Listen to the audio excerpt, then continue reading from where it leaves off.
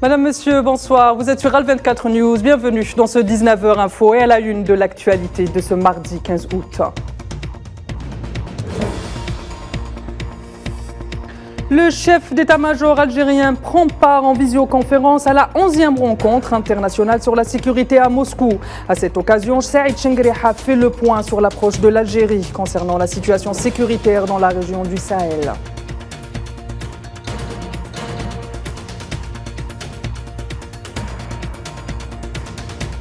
De leur côté, les chefs d'état-major des pays membres de la CEDEAO ont fixé leur rencontre au 17 et 18 août prochain. À l'ordre du jour, des détails logistiques d'une éventuelle intervention militaire au Niger.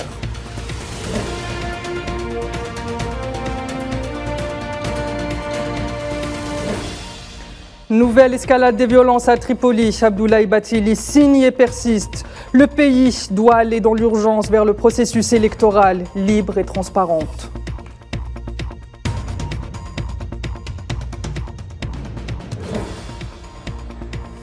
Et puis cette question, la hausse des carburants bruts menace-t-elle la reconstitution des stocks en Europe? Élément de réponse en fin d'édition.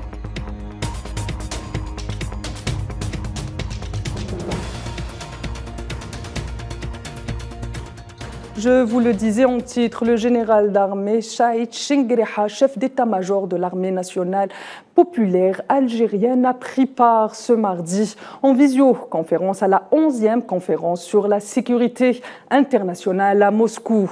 Et ce sur invitation du ministre de la Défense de la Fédération de Russie. Lors de son intervention, Saïd Chenghreha a tenu de prime abord à transmettre aux participants de cette conférence les salutations du président algérien Abdelmadjid Tebboune, avant de déclarer que l'Algérie est convaincue que la prise en charge sérieuse des causes génératrices des crises qui alimentent l'instabilité, ainsi que l'insécurité internationale et régionale passe obligatoirement par le respect de la légalité internationale, loin de toute forme d'ingérence et des tentatives de création d'instabilité.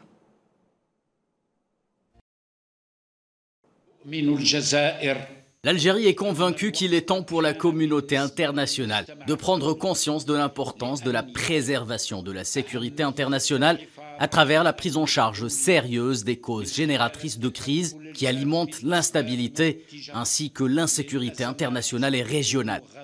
Cela passe obligatoirement par le respect de la légalité internationale ainsi que l'apport de l'aide et du soutien nécessaires aux pays africains pour leur permettre de développer eux-mêmes des solutions inclusives et de prendre en charge les problèmes du continent de manière souveraine et loin de toute ingérence étrangère ou de tentative de déstabilisation.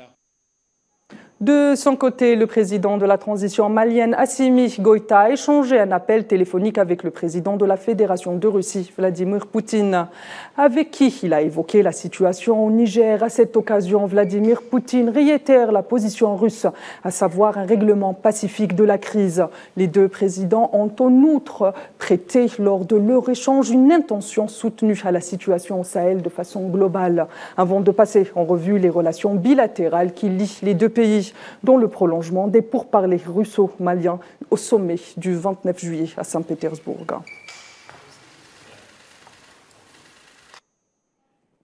Les chefs d'état-major de la CEDEAO se réuniront donc en fin de semaine à Accra, capitale du Ghana. C'est ce que nous avons appris ce mardi via différentes agences. Les chefs des armées ouest-africaines se réuniront jeudi et vendredi 17 et 18 août pour envisager les détails techniques relatifs à une éventuelle intervention militaire visant à rétablir l'ordre démocratique au Niger, a déclaré mardi un des porte-paroles du bloc régional. Pour rappel, cette réunion était initialement prévue en début de semaine avant le report. Pour rappel également, cette éventualité est fortement rejetée par la communauté internationale.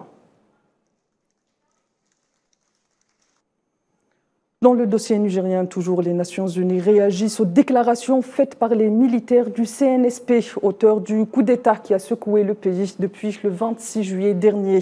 Le CNSP a fait part de son intention de poursuivre le président renversé Mohamed Bazoum pour haute trahison et atteinte à la sûreté du pays. Par la voix de son porte-parole, l'ONU se dit très inquiète quant à de telles informations.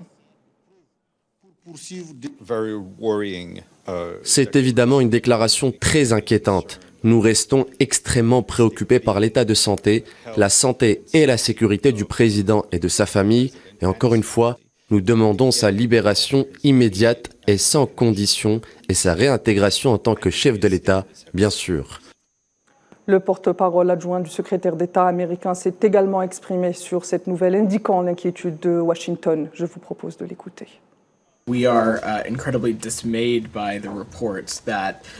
Nous sommes incroyablement consternés par les informations selon lesquelles la détention injuste du président Bazoum a pris fin et est même allée plus loin. Maintenant que le CNSP menace de poursuite, cette action est totalement injustifiée, franchement. Elle ne contribuera pas à une résolution pacifique de cette crise. C'est un affront supplémentaire, à notre avis, à la démocratie et à la justice et au respect de l'état de droit. En Libye, la tension est à son comble. Tripoli, capitale du pays, connaît depuis la nuit dernière des affrontements armés opposant la 444e brigade et les forces spéciales de dissuasion. Lundi, la force spéciale de dissuasion a arrêté le commandant de la 444e brigade, Mohamed Hamza, alors qu'il tentait de voyager, ce qui a mis les feux aux poudres, créant une situation d'escalade de la violence dans nombreux quartiers de la ville. Un bilan provisoire fait état de plusieurs blessés et dresser les informations sur les éventuelles victimes restent pour le moment invérifiables. À noter que selon les services de secours et d'urgence libyens, plus de 100 familles ont été évacuées des zones d'affrontement au sud de la capitale. En début d'après-midi, le vice-premier ministre du gouvernement d'Union nationale a annoncé l'état d'urgence dans les zones en question, et ce en appelant à une trêve pour que les secours puissent intervenir sur place.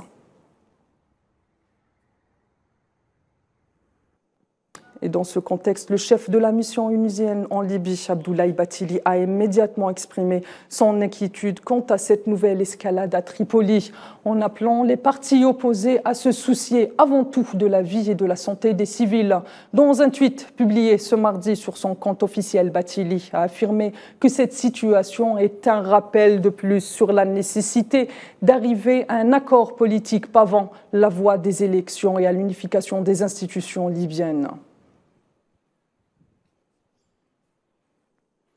C'est peut-être un prémisse de paix dans le dossier soudanais. Depuis lundi, des pourparlers sont engagés à Addis Abeba avec pour objectif amorcer des pourparlers de paix. En effet, les forces politiques civiles ayant signé l'accord cadre tentent encore une fois d'instaurer un dialogue pacifique afin de parvenir à l'arrêt des hostilités et la cessation des combats qui font rage dans le pays depuis plus de 4 mois déjà entre l'armée soudanaise et les forces de soutien rapide.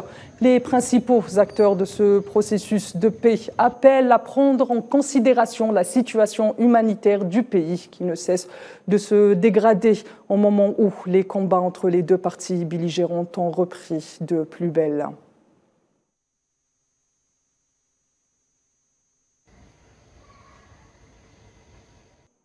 Et dans ce contexte de tensions accrues, les Nations Unies estiment que la situation du pays échappe à tout contrôle. Plus d'1 million de personnes auraient traversé le Soudan vers les pays voisins depuis le début de ce conflit armé, a indiqué l'Organisation internationale pour les migrations, tandis que les personnes déplacées à l'intérieur du pays sont, elles, estimées à près de 3,4 millions de personnes, selon les derniers chiffres hebdomadaires de l'OIM, toujours. Et d'autres chiffres plus alarmants, plus effrayants secouent toujours le Soudan. Ce mardi, par le commissaire onusien aux réfugiés, 6 millions de personnes seraient à un cheveu de la famine. Et si l'on croit les chiffres évoqués par les Nations Unies, 14 millions d'entre eux seraient des enfants. Lilia Kertal. Le Soudan au bord du précipice depuis le déclenchement des combats entre les deux hommes puissants du Soudan. Selon le HCR, qui a publié ces derniers chiffres, il serait 6 millions de personnes à être au bord de la famine. L'envoyé onusien du HCR parle de 14 millions d'enfants nécessitant une aide humanitaire en urgence avant d'appeler les deux parties belligérantes à la cessation immédiate des hostilités. La communauté internationale doit mettre un terme au combat au Soudan, dira le représentant du HCR, une alerte qu'il faut absolument prendre au sérieux. La situation alarmante que subit la population soudanaise, que les combats ont transformé en réfugiés, en déplacés, risque d'atteindre des niveaux records, augmentant ainsi la détresse d'une population qui vivait déjà par le passé dans la précarité. Ce n'est pas la première fois que l'ONU tire la sonnette d'alarme et appelle la communauté internationale à faire pression sur les belligérants pour permettre à la population de souffler. Déjà un mois seulement après les combats, l'alerte d'une crise humanitaire a été de suite lancée sans que cela n'aboutisse à une réelle trêve, vu que toutes les trêves demandées pour installer des couloirs humanitaires n'ont pu être respectées par les deux parties. Ceci en rappelant que plus de la moitié des Soudanais dépendent de l'aide humanitaire, il n'y a pas d'éducation, les hôpitaux sont carrément fermés et la situation sanitaire est tout aussi désastreuse. Les vautours rôdent au Soudan et attendent que leur proie tombe. Et la 11e édition de l'université d'été du Front Polisario a clôturé ses travaux lundi en Algérie avec la participation du président sahraoui Brahim Ghali. Ce dernier a remercié l'Algérie et le peuple et le gouvernement réunis pour tous leurs efforts afin de faire de cet événement une réussite. Le président sahraoui a en outre affirmé que l'occupant marocain et ses alliances avec les puissances coloniales menacent la sécurité et la paix de toute la région. Ghali a par ailleurs appelé le prochain gouvernement espagnol à reconsidérer sa position vis-à-vis de la question sahraoui après la volte-face historique dans ce dossier du gouvernement de Pedro Sánchez. Selon le ministère marocain de l'Intérieur, pas moins de 159 autorisations d'exploitation du cannabis ont été accordées depuis la législation de cette activité en 2021. Des chiffres qui ont fait l'écho de la largesse laissée par Rabat quant à la promotion du trafic de drogue, ainsi que des filières criminelles qui inondent la région du Sahel. De toutes sortes de drogues et de psychotropes, un trafic qui menace la stabilité et la paix de toute la région subsaharienne.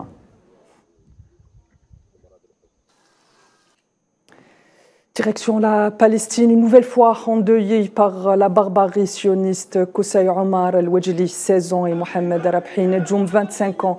Deux noms viennent allonger la liste des martyrs palestiniens tués sous les coups de la barbarie sioniste.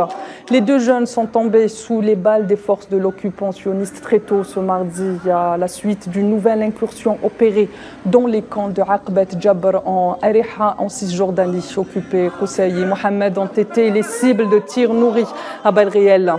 Selon les chiffres de l'ONU, depuis le début de cette année, 112 Palestiniens sont tombés en martyrs rien qu'en Cisjordanie occupée.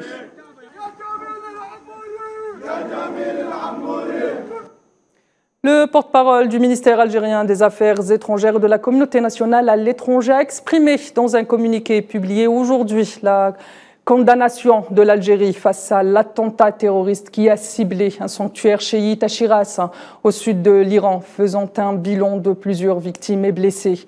L'Algérie assure à la République islamique d'Iran toute sa solidarité dans cette terrible tragédie et présente ses condoléances aux familles des victimes.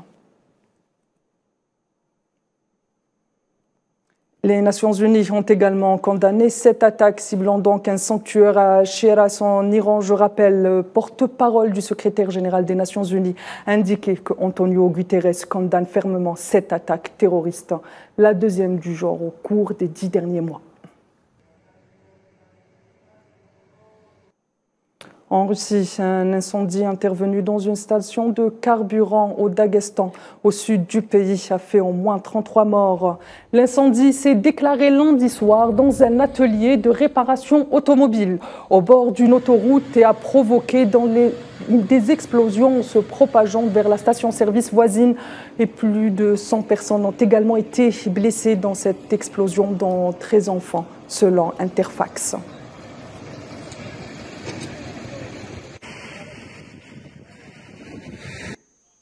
Dans une lettre adressée au président nord-coréen Kim Jong-un à l'occasion du 70e anniversaire de la libération de la Corée du régime colonial japonais de 1910 à 1945, le président russe Vladimir Poutine a promis de renforcer la coopération entre les deux pays en déclarant, je cite, « Je suis sûr que nous renforcerons la coopération bilatérale dans tous les domaines pour le bien-être des deux peuples et la stabilité et la sécurité ferme de la péninsule coréenne et de toute l'Asie du Nord-Est. » Fin de citation.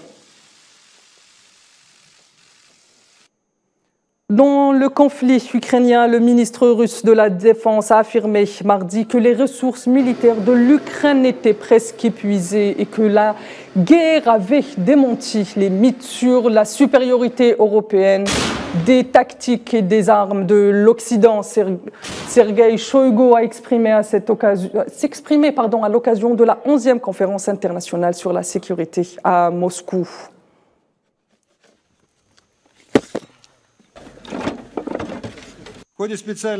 Les résultats préliminaires des opérations de combat montrent que les ressources militaires de l'Ukraine sont presque épuisées. Les États-Unis, promettant des approvisionnements préférentiels en armes de fabrication occidentale, épongent les arsenaux militaires de leurs partenaires du monde entier sous le slogan de fournir du soutien à Kiev.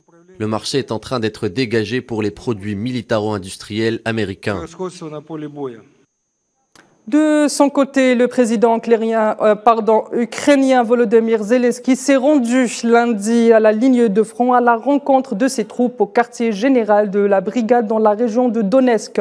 Selon son site internet, Zelensky a visité les brigades impliquées dans des attaques sur la section de la ligne de front face à Soledar, la ville sous contrôle russe au nord de Bakhmut. Une vidéo diffusée sur les réseaux sociaux du président ukrainien montrait le président et son principal assistant parlant à des soldats dans une pièce avec des écrans qui avaient été pixelisés.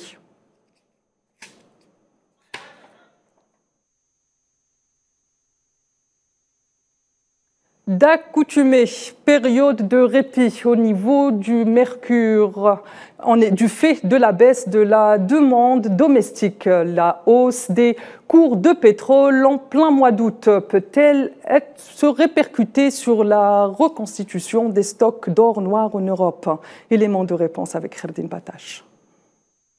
Avant de marquer une pause en début d'après-midi en raison de rapports sur la demande chinoise, les cours de l'or noir avaient fière allure ce mardi. Au plus haut de la journée à Londres, le baril de Brent de la mer du Nord pour livraison en octobre caracolait au-dessus de la barre des $86, plus de $82 pour la référence américaine du WTI du côté de New York. Le mois d'août connaît généralement des cours bien inférieurs à ce que proposent les marchés actuellement, en raison de la baisse de la consommation et par ricochet de la demande au niveau domestique. Oui, car ce raisonnement perd son sens si l'on prend en considération la hausse de la demande mondiale, notamment en Europe. En effet, c'est le moment de reconstituer les stocks avec du pétrole bon marché.